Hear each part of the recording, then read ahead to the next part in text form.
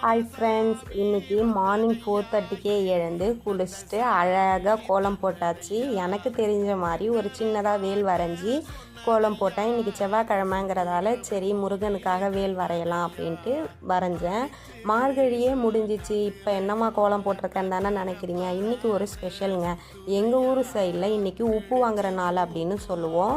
உப்பு வாங்குகிற நாள்னால் இந்த பொங்கல் முடியுது தெரியுமா, முடிஞ்சதுக்கப்புறம் ஒரு நல்ல நாள் பார்த்து உப்பு வாங்குகிற நாள்னு சொல்லுவோம். அன்றைக்கி வந்துட்டு எங்கள் ஊர் சைட்லலாம் கடைங்கள்லாம் ஓப்பன் பண்ணி உப்பு விற்பாங்க. நமக்கு வீட்டுக்கு பக்கமாக இருக்கிற நியர்பை இருக்கிறதுல போயிட்டு நம்ம உப்பு வாங்கிட்டு வந்து சாமி கும்பிடுவோம். இன்றைக்கி வந்துட்டு நமக்கு 4:30 to 6 தான் வந்து நல்ல நேரம்னு சொன்னாங்க. அதனால் நம்ம 4:30க்கெலாம் குளிச்சுட்டு 6 o'clock போயிட்டு வாங்கிட்டு வந்து நானும் சாமி கும்பிட்டேன். சென்னையில் இருக்கிறதால நம்ம இங்கே சென்னையில் போயிட்டு ஒரு கடையில் வாங்கிட்டு வந்துட்டு நம்மளும் சாமி கும்பிட்டாச்சு.